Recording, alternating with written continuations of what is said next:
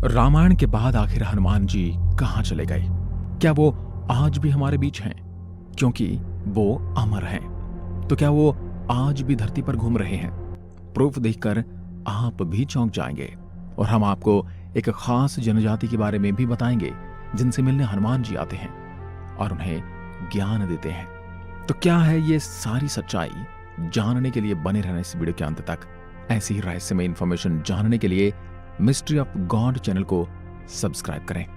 वाल्मीकि रामायण के अनुसार जब हनुमान जी माता सीता की खोज करते हुए लंका में पहुंचे और उन्होंने भगवान श्री राम का संदेश सुनाया तो वे प्रसन्न हुई। उसके बाद माता सीता ने हनुमान जी को अपनी अंगूठी दी और अमर होने का वरदान दिया। और तब से लेकर अब तक वे इस धरती पर हैं और कलयुग के अंत तक वह इस धरती पर ही रहेंगे, जब तक कल के अवतार का जन्म नहीं हो जाता और वो कलयुग का अंत नहीं कर देते। तब तक हनुमान जी धरती पर भ्रमण करते रहेंगे। त्रेता युग में जब तक श्री राम इस पृथ्वी पर थे तब तक हनुमान जी उनके साथ ही अयोध्या में रहे और उनकी सेवा करते रहे। और श्री राम के जाने के बाद हनुमान जी वन में चले गए और उसके बाद उन्होंने पूरे त्रेता युग वहीं पर बिताया। इसके बाद त्रेता युग में हनुमान जी के बारे में और कोई किस्सा सुनने को नहीं मिला था और त्रेता युग के बाद आया द्वापर युग। दोस्तों, रामायण के बाद महाभारत में 2 बार हनुमान जी के होने की बात की गई है, यानी कि त्रेता युग के खत्म होने के बाद द्वापर युग में भी इनके इसी धरती पर होने की बात की गई है। पहली बार द्वापर युग में हनुमान जी का जिक्र भीम द्वारा किया गया था। जब भीम जंगल में थे तो रास्ते में उन्हें एक बुजुर्ग वानर मिला। भीम ने उन्हें अपने रास्ते से हटने के लिए कहा, लेकिन उस वानर ने कहा कि तुम ही हटा दो, मुझ में इतनी शक्ति नहीं रही। तब भीम ने अपनी पूरी शक्ति लगा दी पर उस वानर को हिला तक न सके। तभी भीम समझ गए कि ये कोई साधारण वानर नहीं है। फिर भीम ने उनसे क्षमा मांगकर उस वानर से अपना असली रूप दिखाने के लिए कहा। वे हनुमान जी थे। तब भीम को बहुत ही आश्चर्य हुआ था। भगवान हनुमान जी को देखते ही भीम हैरान हो गए थे। वह उन्हें देखते ही एकटक बस देखते रह गए। उन्हें यकीन ही नहीं हो रहा था कि सच में ये हनुमान जी हैं। असल में भगवान हनुमान जी भीम की शक्ति का घमंड तोड़ने का सबक देने आए थे। उस वक्त भीम को अपनी शक्तियों पर बेहद घमंड हो गया था। उसे ही तोड़ने के लिए हनुमान जी ने ये किया था। इसके बाद हनुमान जी अर्जुन के रथ पर उनका ध्वज बनकर पूरे महाभारत के युद्ध में उनकी रक्षा करते रहे। जब अंत में हनुमान जी अपने असली रूप में आए और वहां से चले गए, तब उसके कुछ क्षणों बाद अर्जुन का रथ युद्ध में राख बन गया था। तब भगवान श्री कृष्ण ने अर्जुन को बताया कि ये मामूली सा रथ चुटकियों में भस्म हो जाता, पर हनुमान जी की वजह से इसका बाल भी बांका नहीं हुआ। अर्जुन को इस बात पर यकीन ही नहीं हो रहा था कि उनके रथ की रक्षा कोई और नहीं बल्कि हनुमान जी कर रहे थे। उसके बाद आता है कलयुग और हनुमान जी को कलयुग का जीवित देव कहा जाता है। भगवान हनुमान आज भी जीवित हैं और हमारे आसपास हैं। इसके कई सारे प्रूफ इस युग में भी मिलते हैं। हिंदू धर्म ग्रंथों में सभी देवताओं के स्वर्ग में वापस जाने की कहानियां देखने और सुनने को मिलती हैं, लेकिन इन सबसे अलग है हनुमान जी। किसी भी ग्रंथ में हनुमान जी के मरने और स्वर्ग में जाने की बात देखने को नहीं मिलती। कुछ महान लोगों ने उनके दर्शन करने की बात भी कही है, जिसमें तुलसीदास, स्वामी रामदास जैसे महापुरुष शामिल हैं। यहाँ तक कि तुलसीदास जी के पास स्वयं हनुमान जी आए थे उन्हें मार्गदर्शन देने। हनुमान जी को मानने वाले लोग कहते हैं कि हनुमान जी हर उस स्थान पर मौजूद हैं जहां उनके भक्त उन्हें सच्चे मन से बुलाते हैं। और जहां कहीं रामायण पढ़ी जाती है या श्री राम का नाम लिया जाता है, वहां हनुमान जी आते हैं। लेकिन अगर धार्मिक मान्यता से अलग देखा जाए तो दुनिया भर में कई ऐसी जगह हैं जहां ऐसे पैरों के निशान बने हुए हैं जिन्हें देखने के बाद पता चलता है कि कोई ऐसा जीव मौजूद है जो आकार में बेहद विशाल है। दुनिया भर के अलग अलग देशों में ये पैरों के निशान काफी संख्या में पाए गए हैं। वैज्ञानिकों का ये दावा है कि ये निशान किसी ऐसे जीव के हैं जिसका शरीर काफी विशाल रहा होगा और कई जगह पर ऐसे पैरों के निशानों को पूजा भी जाता है।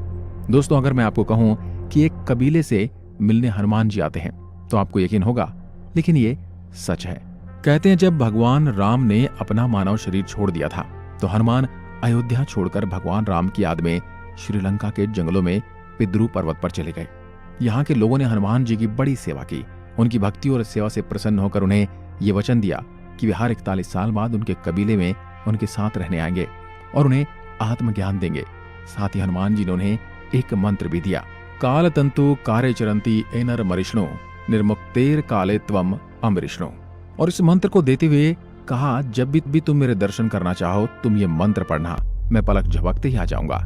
कबीले वालों ने हनुमान जी से पूछा, अगर ये मंत्र किसी और के हाथ लग गया और वह किसी गलत इस्तेमाल में करने लगा, तब हनुमान जी ने उनसे कहा कि यह मंत्र सिर्फ इस इंसान के लिए काम करेगा जिसको अपनी आत्मा का मुझसे जुड़े रहने का एहसास होगा, और जहां यह मंत्र पढ़ा जाएगा वहां से 980 मीटर तक ऐसा कोई भी इंसान नहीं होना चाहिए जो मुझ में विश्वास न रखता हो।